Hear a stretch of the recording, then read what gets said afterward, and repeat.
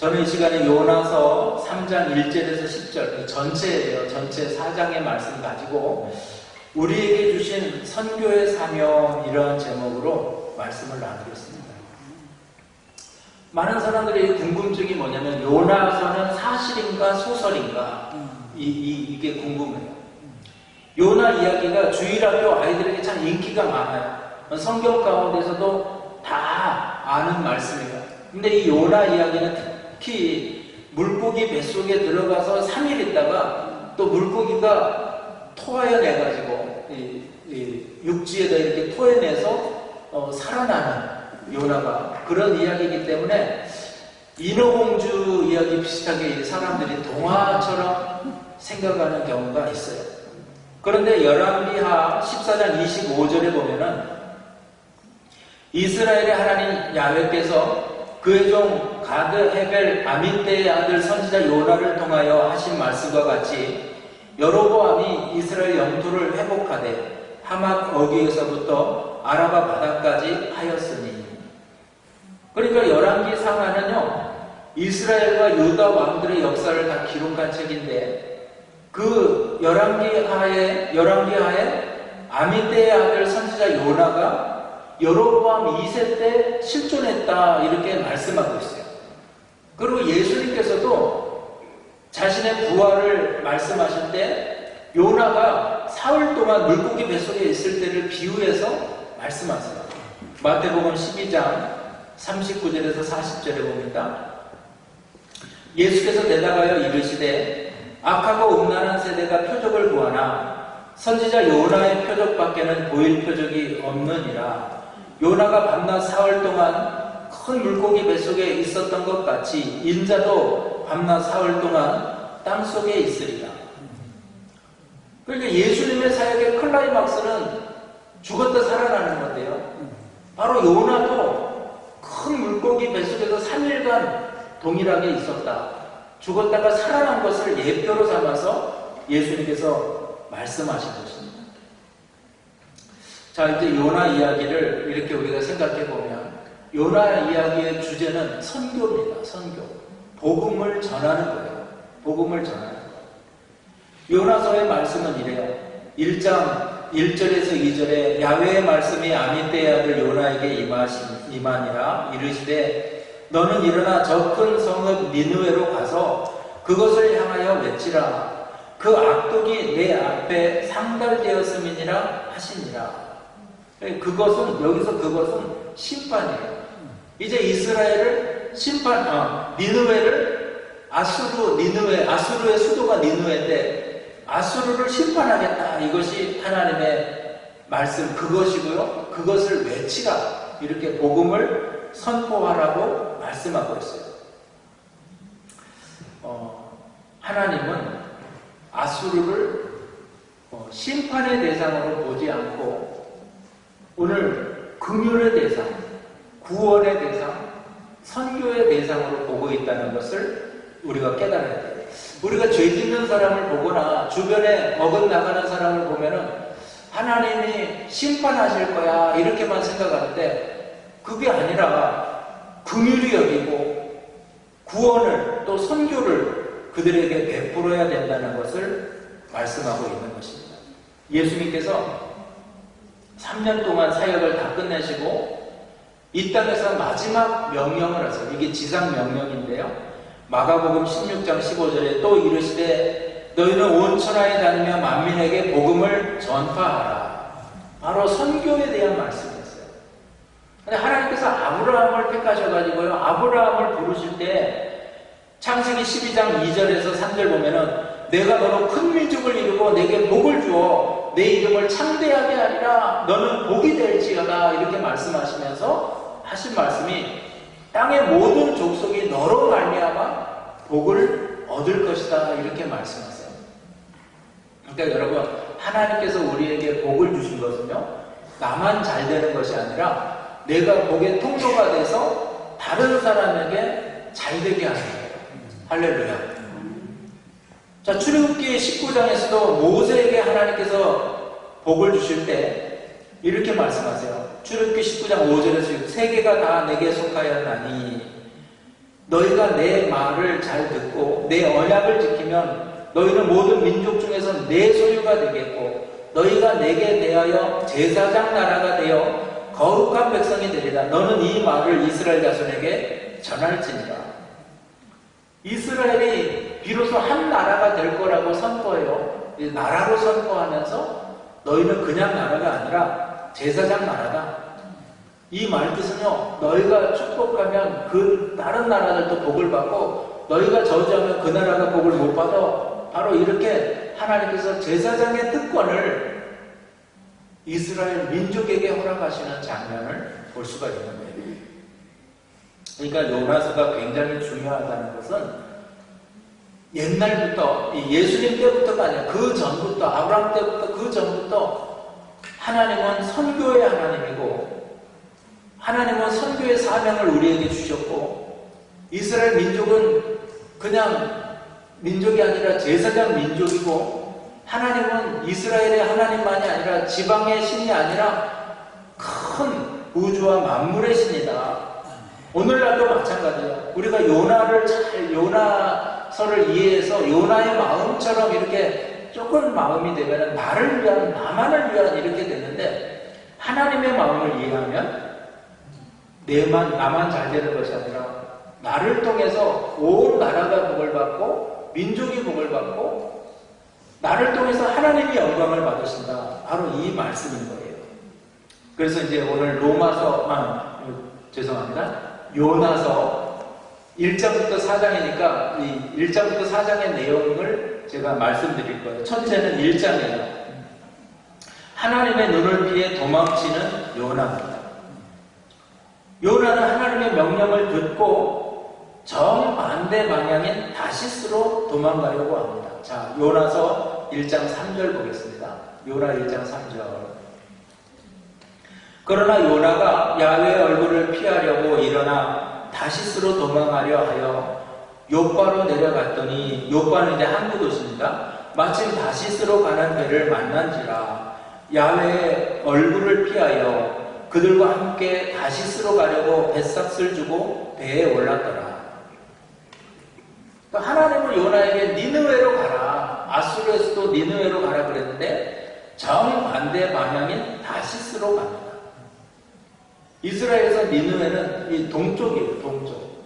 근데 다시스는 반대 방향, 스페인, 지금으로 말하면 스페인인데 하나님을 역행하는 거예요.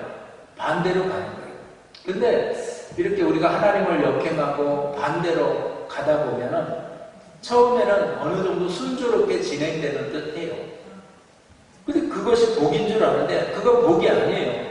하나님께서는 여러 기회를 통해서 회개의 기회를 열어주세요. 그런데 회개하지 않고 사람의 방법으로 사람의 생각으로 계속해서 역행할 때 하나님은 방향을 잡으신다는 거예요. 제가 이제 지난주에도 이제 새벽 설교할 때 철야 예배 때 말씀을 드렸는데 우리 인생의 방향이 있어요. 하나님이 너는 어떻다 이렇게 우리 인생의 방향을 정해주는데 그 방향을 역행하면은 방향을 다시 잡아요. 예를 들자면 우리가 부산에 가는 것이 하나님 뜻이에요. 우리가 서울에 있는데 부산 가는 게 하나님 뜻인데 부산으로 안 가고 저 평양으로 신의주로 간단 말이에요. 거기로 가는 배를 탔어요. 일부러 부산 안 가려고. 그러면은 이 사람이 아주 또 성실해요. 그래도 열심히 가는 거예요. 열심히. 그러면 간 만큼 다시 돌아와야 되는 거예요. 그러니까 우리 인생에서 방향이 가장 중요하다. 그리고 그 다음에 성실이고 그 다음에 인내예요. 이게 중요해요. 요나가 이러한 행동은요, 하나님의 명령을 받았을 때 벌써 방향을 자기 스스로 틀어버리는 거예요. 이건 역사적인 배경을 우리가 알면 이해할 수가 있어요. 북이스라엘의 여로보암 2세가 통치하던 시대에는 여러분 무역이 활발하고 국력이 강하고 빼앗겼던 영토들을 가장 많이 회복했던 아주 태평성 때의 기간이에요. 근데 영적으로 봤을 때, 육적으로는 그랬는데 영적으로 봤을 때는 굉장히 악한 시대였어요. 그래서 하나님께서 호세아를 통해서 아모스를 통해서 너희들 이제 심판하는데 그 심판의 도구가 누구냐? 아수르다. 이렇게 말했어요. 그러니까 동일한 시대에 이렇게 예언을 하던 요나도 이제 우리의 심판 도구가 아수르예요. 아수르. 그러면 아수르가 밉잖아요. 그리고 아수르가 그 당시에 막 힘이 확장되면서 침략 야욕에 막 불타가지고 할 때, 그럴 때 그 아수르의 수도가 니느웨니까 그곳에 가서 너희들 회개해라. 그러면 용서해 주겠다. 이 하나님의 말씀을 전해야 되는데 여러분 입장에서 전할 수 있겠어요? 전하기가 힘든 거예요. 민족적인 의식이 더 가까운 거예요. 민족성, 우리 민족 이렇게 강한 거예요. 그래서 복음 전하지 복음을 전하고 싶은 마음이 없었다는 거예요. 오히려 자기 생각에는 아수르는 하나님의 긍휼을 베풀 것이 아니라 심판을 해야 된다. 바로 이것이 욥의 생각이었다는 거예요. 자, 1장에 보면은 유난히 많이 나오는 표현이, 반복해서 나오는 표현이 야훼의 얼굴을 피하여라는 단어예요. 요나서 1장 10절 보십시오. 자기가 야훼의 얼굴을 피함인 줄을 그들에게 말하였으므로 무리가 알고 심히 두려워하여 이르되 내가 어찌하여 그렇게 행하였느냐. 얼굴을 피하여, 계속해서 낯을 피하여, 얼굴을 피하여, 도망하여 이렇게 나와요. 하나님의 얼굴을 피한다. 이건 이제 죄인의 특징인데요. 창세기 3장 8절 이하에도 야훼 하나님의 소리를 듣고 아담과 그의 아내가 야훼 하나님의 낯을 피하여 동산나무 사이에 숨은지라. 얼굴을 피하다, 낯을 피하고 숨었다. 이렇게 나와요. 죄의 결과예요. 죄. 그러니까 여러분 하나님의 뜻을 어긋내면 자꾸 하나님 뵐 면목이 없는 거예요. 그래서 자꾸 피하는 거예요. 민수기에 보면은 제사장의 축복 기도가 나와요. 민수기 6장 23절에서 26절에 아론과 그의 아들들에게 말하여 이르기를 너희는 이스라엘 자손을 위하여 이렇게 축복하여 이르되 야훼는 내게 복을 주시고 너를 지키시기를 원하시며 야훼는 그의 얼굴을 내게 비추사 은혜 베푸시기를 원하시며 야훼는 그의 얼굴을 내게로 향하여 그사 평강 주시기를 원하노라 할지니라 하라. 하나님은 우리를 축복하실 때 하나님의 얼굴빛을 들으신다. 이렇게 상징적으로 표현하고 있어요. 그러니까 우리도 하나님의 얼굴을 향하여 하나님의 얼굴빛 가운데에서 복을 누리는 거예요. 요나의 하나님의 낯을 피하다. 이건 불순종한 사람의 어떤 모습을 표현해주고 있어요. 요나서 1장 4절입니다. 야훼께서 큰 바람을 바다 위에 내리시며 바다 가운데 큰 폭풍이 일어나 배가 거의 깨지게 된지라. 그러니까 이제 사범들이 풍랑 가운데서 배 속에 있는 물건들을 다 바다로 던지는 거죠. 이때 당시에 무역을 하는데 여러분 무역품이 얼마나 감나가는 것이 많았겠어요. 가장 귀하고 너무나 진귀한 물건들이 많을 텐데 그것들을 어떻게 해요? 다 바다에 던졌다는 거예요. 이 풍랑이 일면은 배를 타고 가다 풍랑이 일면 나타나는 것이 처음에는 물건을 버려요. 왜? 살아야 되니까 생명이 중요합니다. 두 번째는 항해에 필요한 물건들을 또 던져요. 항해에 필요한 항해에 필요한데 돛까지도 다 던져버려요. 왜? 살려면 그렇게 해야 돼요. 그러니까 다 버릴 수 없어요. 그 마지막에는 자기들이 먹을 비상식량까지 버리는 거예요. 비상식량. 왜?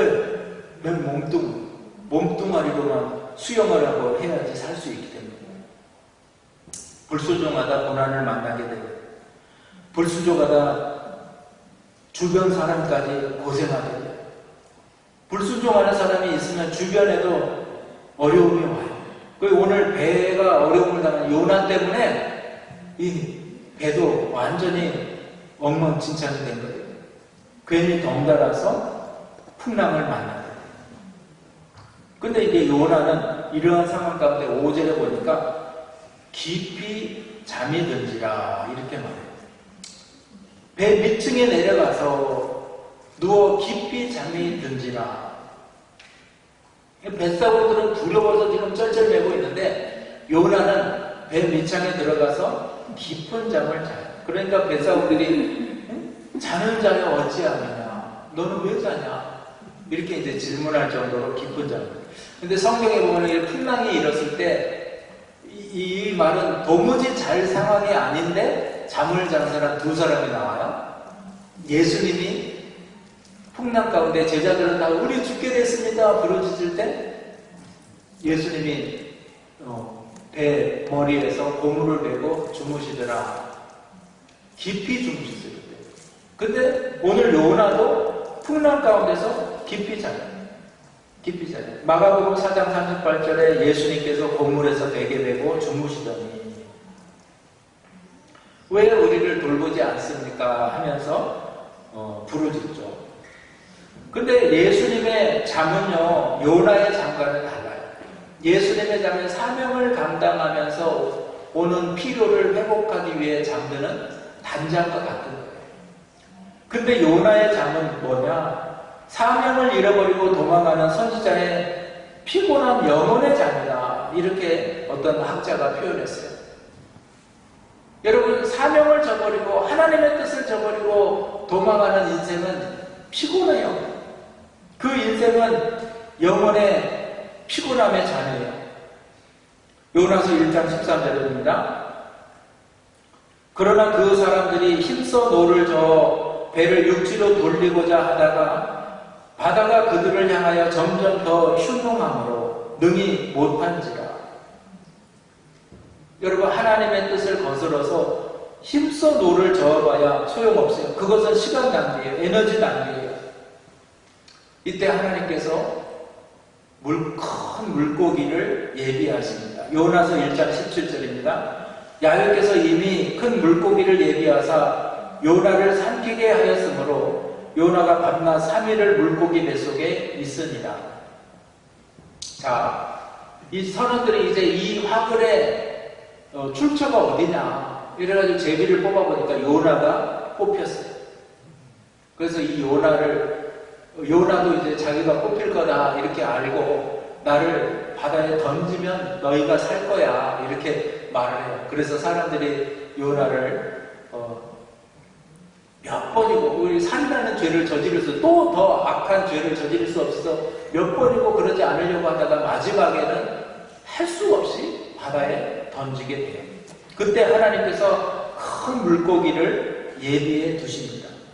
재미있는 것은요, 아까 말했죠. 서울에서 평양으로 신의주로 이렇게 올라가는데 평양쯤 올라가서 풍랑을 만난 거예요.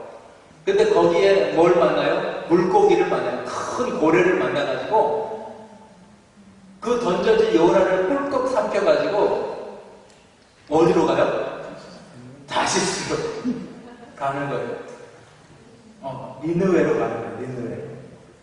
그래가지고 그 폭풍 가운데 3일 동안 하나님의 가라하신 니느웨에다가 한 섬에다가 이렇게 한 무태다가 이렇게 폭 하고 던졌는데 거기 어디예요?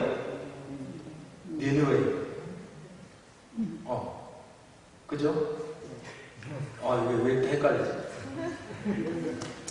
그래서 큰 물고기를 예비하셔서 불순종 가운데서 요나를 그 사랑을 거두지 아니하고 사명의 자리로 돌려놓으셨다. 사명의 자리로. 우리 하나님은 그런 하나님이에요. 근데 그 전에 이제 2장에 가면은 고난 속에서 하나님께 기도하는 요나의 장면이 나옵니다. 2장은 이제 큰 물고기 뱃속에서 요나가 하나님께 부르짖는 기도, 특별히 감사의 기도가 나와요. 자, 2장 1절 요나가 물고기 뱃속에서 그의 하나님 야훼께 기도하여. 자, 요나의 기도는 어떤 기도였을까? 2장 2절 보겠습니다. 이르시되 내가 받는 고난으로 말미암아 야훼께 불러 아뢰었더니 주께서 내게 대답하시고 내가 수월의 뱃속에서 부르짖었더니 주께서 내 음성을 들으셨나이다. 이 스올의 뱃속이라는 것은 스올이라는 말은 히브리어로 무덤, 땅 밑의 세계, 죽음의 상태를 의미하는 거예요. 그러니까 물고기 뱃속에서 거의 죽음의 상태에 들어간 거예요. 그렇게 느껴져요. 빛도 없고 칠흑 같은 어둠이고 물고기가 먹은 각종의 음식들, 막 해초류 막 이런 것들을 자기를 막 감싸하는 것까지 다 느껴지는 거예요. 요나서 2장 5절에 물이 나를 영혼까지 둘러싸우며 기쁨이 나를 에워싸고 바닥풀이 내 머리를 감쌌나이다. 미역, 다시마 이런 것들이 막 머리를 감싸고 온 몸을 감싸가지고 아주 어머니 뱃속에 있는 태중에 있는 자녀처럼 이렇게 모습을 하고 그곳에서 거하는 거예요. 그런데 거기서 기도합니다. 어떻게? 부르짖어. 그리고 두 번째로 성전을 향하는 기도였다는 거예요. 자, 4절과 7절 보세요. 내가 말하기를 내가 주의 목전에서 쫓겨났을지라도 다시 주의 성전을 바라보겠나이다 하였나이다. 내 영혼이 내 속에 피곤할 때 내가 야훼를 생각하더니 내 기도가 주께 이르러 싸우며 주의 성전에 미쳤나이다. 요나가 자꾸 성전 이야기를 하는데요.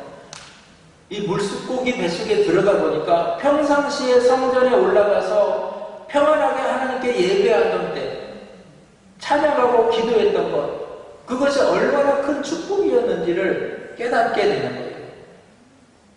여러분, 사람들은 평안할 때 기도할 것 같지만 평안할 때 기도하지 않아요. 문제가 오는 상황, 물고기 뱃속과 같은 그런 어려운 상황이 되면은 기도한다는 거예요. 그때부터 비로소 영혼의 기도를 한다는 거예요. 여러분, 그러므로 우리가 이 성전 가운데서 평안할 때 하나님께 기도할 수 있다는 것은 큰 은혜고 큰 축복이고 상급이라는 것을 기억하시기 바랍니다.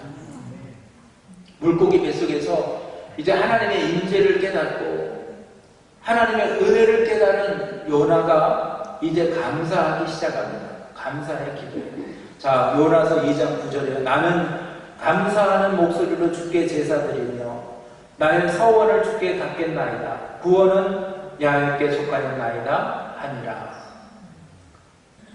참 대단해요. 요나도 지금 감사할 조건이 하나도 없는데 감사하는 거예요. 이런 상황에서 어떻게 하나님께 감사할 수 있을까?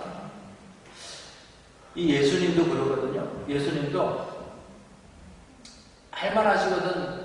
이 잔을 내게서 돌려주옵소서. 그러나 나의 뜻대로 마옵시고 아버지의 뜻대로 하시옵소서. 이렇게 하면서 예수님이 그때부터 감사하세요. 감사하세요.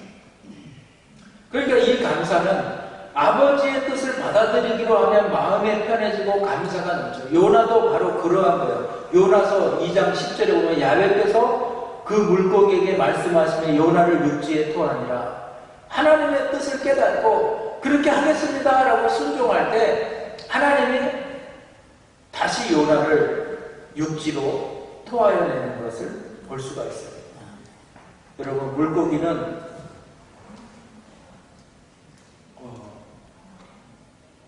한번 물고기 입장에서 생각해 보면 이제 고래라고 생각해요.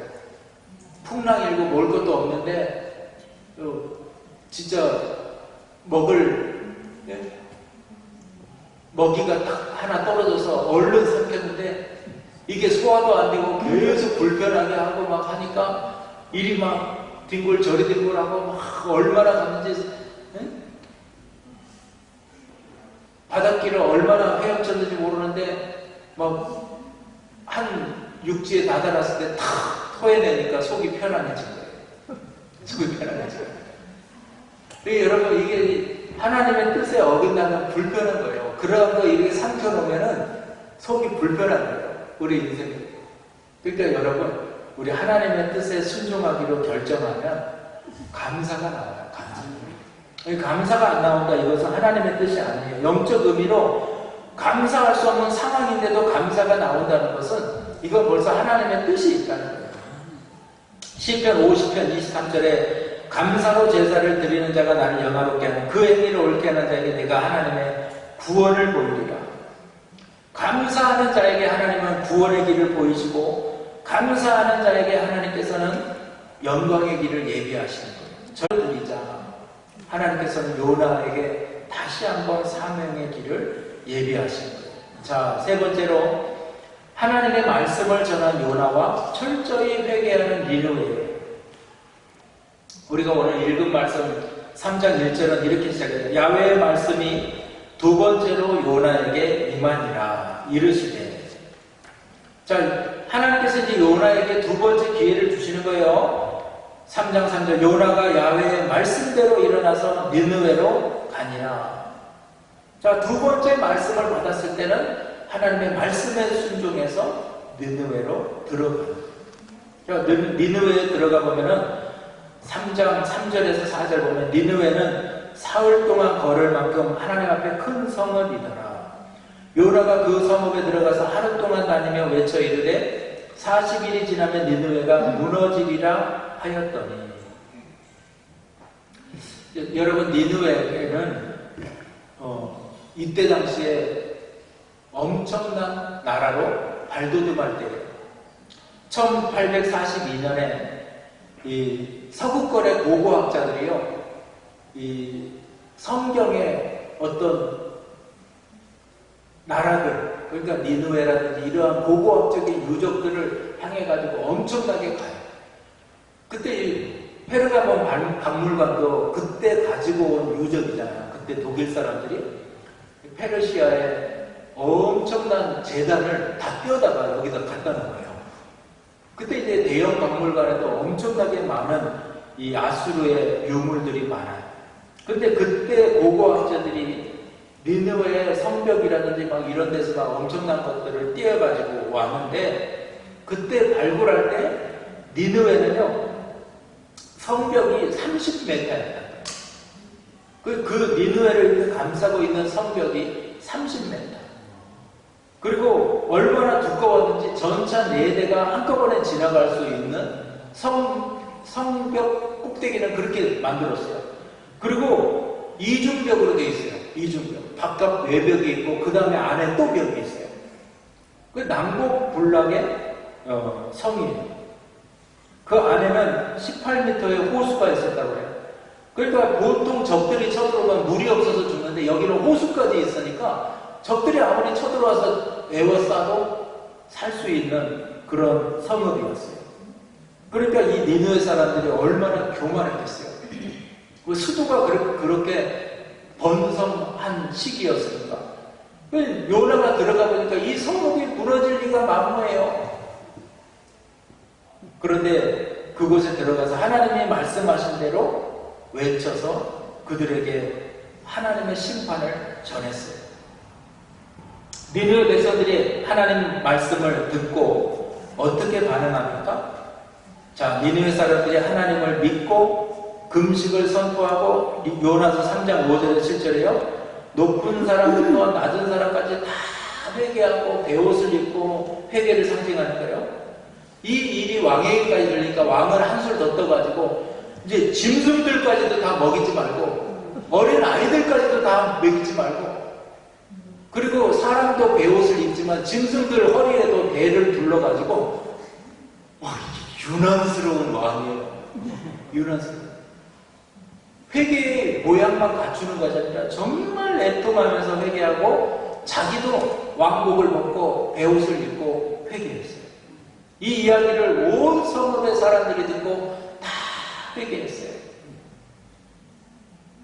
우리가 참 어떤 때는 전도가 어렵다고 생각을 해요.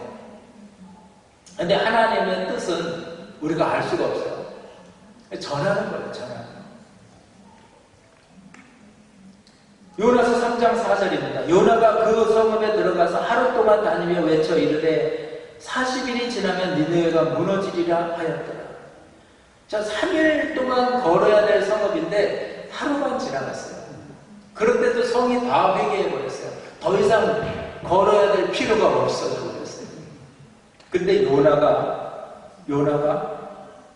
기분이 안 좋은 거예요. 기분이 안 좋은 거예요. 자, 네 번째 사장에 보면 니느웨의 회개에 오히려 원망하는 요나예요. 이렇게 니느웨 백성들이 거국적이고 대대적인 회개운동을 벌여서 죄에서 돌이켰어요. 그러니까 하나님께서 심판을 요구하셨어요. 자, 그런데 요나의 반응이에요.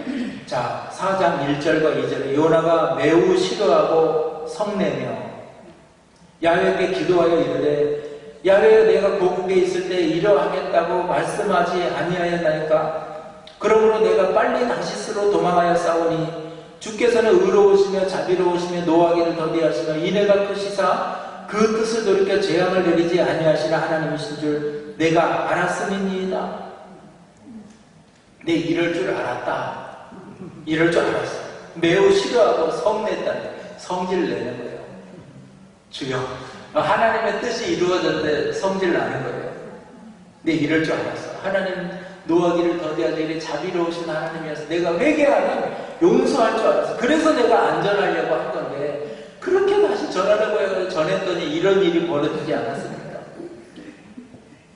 요나는 여전히 이스라엘만이 하나님의 사랑을 받아야 돼요. 이스라엘만이 구원의 자격이 있다 이렇게 생각하고 있는 거예요. 근데 여러분, 우리는 우리의 뜻으로는 절대로 구원받을 자격이 없어요. 구원받을 수가 없어요. 이게 은혜예요. 이게 얼마나 은혜의 시각에서 멀어졌는가를 생각해 보아요.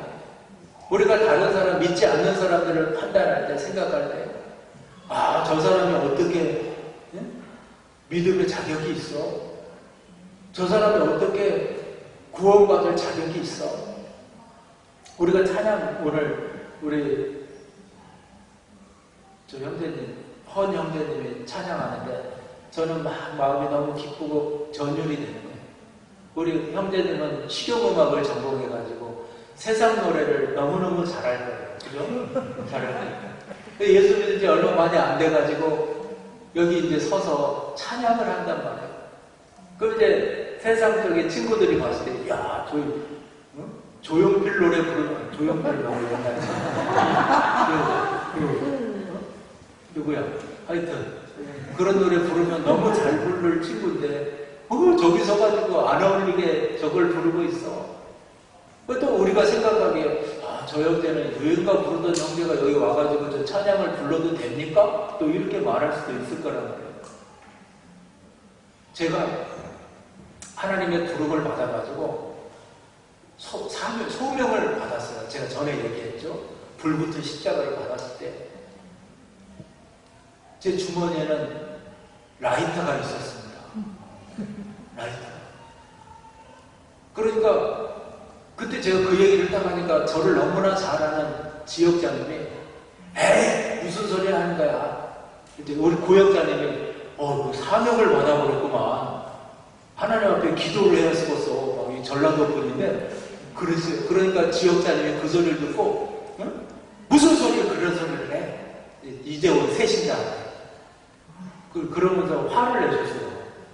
사명받아서 주의종이 되어야 된다니까 화를 내셨어요. 그때 제 주머니에 라이터가 있었어요.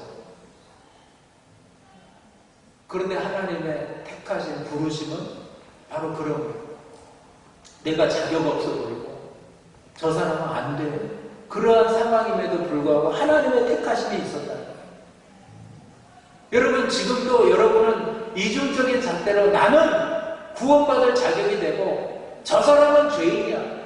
나는 하나님의 복받아야 될 사람이고 저 사람은 심판받아야 될 사람이야. 이렇게 정해버리고 복음 전할 생각도 안 하고 의도도 없다면 요나와 같은 상황이다. 저 사람이 회개하고 다시 용서받고 그 믿음의 은혜 속에서 기뻐하면 우리 마음이 기뻐야 돼요. 그런데 심판받아야 될 사람을 하나님이 용서해줘 버렸네. 기분 안 좋아. 성질 나네. 성내고. 요나와 같은 사람. 그런 내가 아닌가 한번 생각해 봐야 돼요. 그때 하나님께서 이제 자기의 마음을 우리에게 표현해 주는 거예요. 자, 이때 하나님께서 보여주신 기적이 박명콜, 벌레, 뜨거운 동풍이에요. 자, 요나서 4장 6절에서 8절에 제가 다 읽어드릴게요. 하나님 야훼께서 박넝쿨을 예비하사 요나를 가리게 하셨으니 이는 그의 머리를 위하여 그늘이 지게 하며 그의 괴로움을 면하게 하려 하심이었더라. 그랬더니 요나가 박넝쿨로 말미암아 크게 기뻐했더라. 이렇게 나와요. 그러니까 이 신학자들은 요나가 물고기 뱃속에 들어갔을 때 막 해초가 머리를 감싸고 막 했을 때 물고기 뱃속에는 산기가 많잖아요. 온몸에 털이란 털은 다 빠져버릴 거예요. 머리털 다 빠졌다는 거예요. 산에 타버릴 거예요. 그러니까 요나가 햇빛이 막 쬐니까 머리가 어때요? 힘들어요. 앉아있는데 햇빛이 쬐니까 막 머리가 괴로웠다는 거예요. 그때 하나님께서 박넝쿨을 예비하셔요. 박넝쿨이 나와가지고 요나의 머리를 가려주니까 요나가 기분이 좋아졌어요. 하나님이 7절에 보니까 벌레를 예비하사 이튿날 새벽에 그 박넝쿨을 갉아먹게 하심에 시드니라. 해가 뜰 때에 하나님이 뜨거운 동풍을 예비하셨고 해는 요나의 머리에 쪼임에 요나가 혼미하여 스스로 죽기를 구하여 이르되 사는 것보다 죽는 것이 나으니이다 하니라. 자, 이번에는 벌레가 박넝쿨을 줄기를 딱 끌어버리니까, 그리고 막 뜨거운 바람이 불어오니까 어떻게 금방 시들어서 쪼그라져가지고 바사락 없어져요. 그러니까 요나가 죽는 것이 낫겠습니다. 이렇게 말합니다. 그때 하나님께서 이렇게 말해요. 요나서 4장 10절 11절 잘 들으세요. 야훼께서 이르시되 내가 수고도 아니하고 재배도 아니하고 하룻밤에 났다가 하룻밤에 말라버린 이 박넝쿨을 아꼈거늘 하물며 이 큰 성읍 니느웨에는 좌우를 분별하지 못하는 자가 12만 명이요 가축도 많이 있나니 내가 어찌 아끼지 아니하겠느냐 하시니라. 요나는 하나님께서 니느웨를 용서하고 구원하시는 것이 불공평하다고 말하는데 그 자기의 좁은 생각이에요. 하나님의 넓은 생각은 얼마나 사랑과 긍휼과 크신 은혜가 있는지를 모르는 거예요. 그런 이야기를 들어요. 목사님, 만약에 이 교회에 죄인이 온다면 목사님 어떻게 하시겠어요? 여러분, 죄인이 왔어요. 죄인이. 그러면 어떻게 해야 돼요? 죄인이 왔으면은 이 죄인이 회개하지 않는다면은 그 죄인은요 우리 공동체와 같이 할 수가 없어요. 회개해야 돼요. 그게 우리 목표예요. 목표. 그렇다고 그 죄인을 쫓아버릴 수는 없어요. 쫓지는 말아야 돼요. 그렇죠? 회개시켜야 돼요. 끝까지 그 죄에 대해서 계속해서 지적하고 회개시켜야 돼요. 아멘입니까? 그 죄를 정당화해줘야 돼요. 여기는 한국교회니까 제가 정확히 말하자면 동성애자가 왔어요. 동성애자는 뭐예요? 죄인이에요. 죄로 봐요. 저는 죄로 봅니다. 여기에 대해서 부연 설명은 나중에 저한테 직접 오시면 제가 설명해 드릴게요. 동성애는 죄입니다. 동성애자가 왔어요. 저도 예수 믿겠습니다 하고 왔어요. 쫓아내야 됩니까? 예배 드리게 해야 됩니까? 예배 드리게 해야 돼요. 그리고 죄임을 깨닫게 해야 돼요. 그리고 그가 죄인 것을 성경에 어떻게 말해요? 은밀하게 그 사람에게 말하고, 두 번째, 두세 사람의 증인으로 말하고, 세 번째, 공회에 선포해요. 누구누구 동성애자가 왔는데 죄인입니다. 회개하십시오. 그래도 안 되면 쫓아내야 돼요. 이게 죄에 대한 우리의 태도예요. 아멘입니까? 제 이 견해를 말함으로 공격이 들어와도 이게 제 마음이에요. 죄인에 대해서 끝까지 회개케 하고 싶어요. 끝까지 회개케 할 겁니다. 그러나 그 죄를 가지고 와서 자기를 정당화하고 이 교회에도 받아들이십시오 하면서 남자가 남자로 여자가 여자로 서로 막 사랑한다고 하고 그런 교회의 분위기를 만든다면 저는 목숨 걸고 진리를 지킬 거예요. 우리는 별것 아닌 것에 핏대를 올리고 목숨을 거는데 정작 하나님이 부르신 영혼 구원에 대해서는 너무나 무감각해요. 오히려 비본질적인 거, 이 물건 여기 둘까? 이거 저기 둘까? 이거를 예배 앞에 해야 됩니까? 예배 뒤에 해야 됩니까? 여러분 그런 거에 너무 신경 쓰지 마세요. 진짜 본질적인 거, 복음. 이 복음에 대해서는 이따가 점심 먹고 로마서에서 제가 말씀드릴게요. 할렐루야. 기대하시라.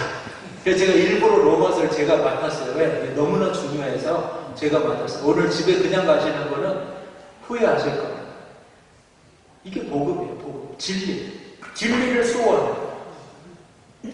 요나는 정말 하나님의 뜻을, 진짜 하나님의 진리에 대해서는 관심 없어요. 오히려 자기 기분 나쁜 거, 자기 기분, 자기 생각, 그게 앞서 있다.